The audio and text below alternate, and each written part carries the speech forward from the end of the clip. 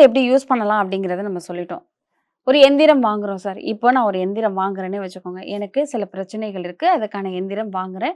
இந்த சித்தர் சொன்ன மாதிரி எனக்கு தெரிஞ்ச ஜோதிடர்கிட்ட என்னென்ன பண்ணணும் அப்படின்னு சொல்லிட்டு அந்த எந்திரத்த நான் வாங்கி வச்சுக்கிறேன்.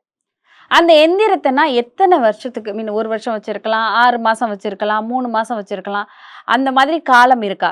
இத்தன நாள் தான் வச்சிருக்கணும் அப்படிங்கிறதுக்கு காலம் இருக்கா? இல்ல. இந்த எந்திரத்த நீங்க காலத்துக்கும் யூஸ் பண்ணலாம் அப்படின்னு ஏதாவது இருக்கா சார்? இப்போ கோவில்கள்ல வந்து கும்பாபிஷேகம் பண்றோம் இல்லைங்களா? இப்போ கும்பாபிஷேகம் பண்ணும்பொழுது என்ன பண்ணுவாங்க அப்படின்னு கேட்டிங்கன்னா, ஒரு 10 குருமார்கள், அந்த குருக்கள் 10 பேர் உட்காந்துட்டு, தொடர்ச்சியா ஒரு 17 நாளு, 21 நாள் இப்படி ஒரு கணக்கு எடுத்துட்டு, அந்த கோவில் எந்த கோவிலாக இருந்தாலும் கும்பாபிஷேகம் பண்ணும் பொழுது, மருந்து சாற்றும் முறைன்னு ஒண்ணு வச்சிருப்பாங்க. அந்த கோவில் அந்த சிலைய வைக்கும் பொழுது, அந்த சிலைக்கு கீழ ஒரு யந்திரம் வச்சு, அந்த யந்திரத்துக்கு மேல மருந்து சாட்டுதல்னு ஒண்ணு வைப்பாங்க. அதுதான் வந்து அத வந்து கிரிப்பா வந்து புடிச்சு நிக்கும். அந்த சிலைக்கு பீடத்திற்கு கீழ எந்த எந்திரத்தை வைக்கப் போகிறார்களோ, அந்த எந்திரத்த ஒரு 10 குருமார்கள் உட்கார்ந்துட்டு, அத ஹோமம் பண்ணி, குறைந்தபட்சம் ஒரு குருமார் 10,08 முறை நம்ம எந்த கோவிலுக்கு என்ன எந்திரம் வைக்க போறோமோ, அந்த எந்திரத்துக்கு உண்டான மூல மந்திரம், பிரயோக மந்திரம், ஆவாகன மந்திரம் இது எல்லாத்தையும் 10,08 முறை உரி ஏத்துவாங்க.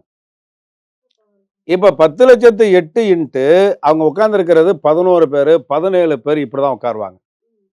அப்ப 10 பேர் உட்கார்ந்தாங்கன்னா எவ்வளவு ஆச்சு? 1,00,000 தாண்டுது. அப்ப இந்த 1,00,000க்கு மேற்பட்டு அந்த எந்திரத்துக்கு உண்டான மந்திரங்களை ஆவாகனம் செய்து, மூலமந்திரம் செய்து, பிரயோகம் பண்ணும் பொழுது, அந்த லட்சத்திற்கு மேற்பட்ட ஜப உரு ஏற்றி அந்த எந்திரம் வேலை செய்யும் பொழுது, குறைந்தது 12 ஆண்டுகள் அதுக்கு பவர் இருக்கும். 12 வருஷத்துக்கு இருக்கும். அதனால தான் கோவில 12 ஆண்டுகளுக்கு ஒரு முறை கும்பாபிஷேகம் பண்ணுவாங்க.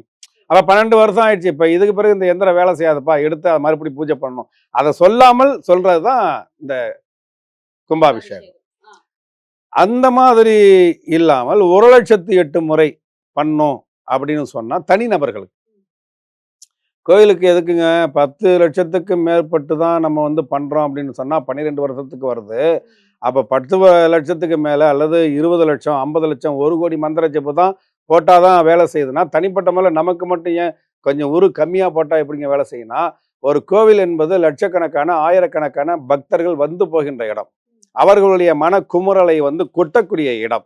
அவ்வளத வந்து தாங்கி அவங்களுக்கு வந்து அருள் பாலிக்கிறதுக்கு இந்த எந்திரத்துக்கு லட்சக்கணக்கான, கோடிக்கணக்கான ஜெப உருக்கள் தேவை.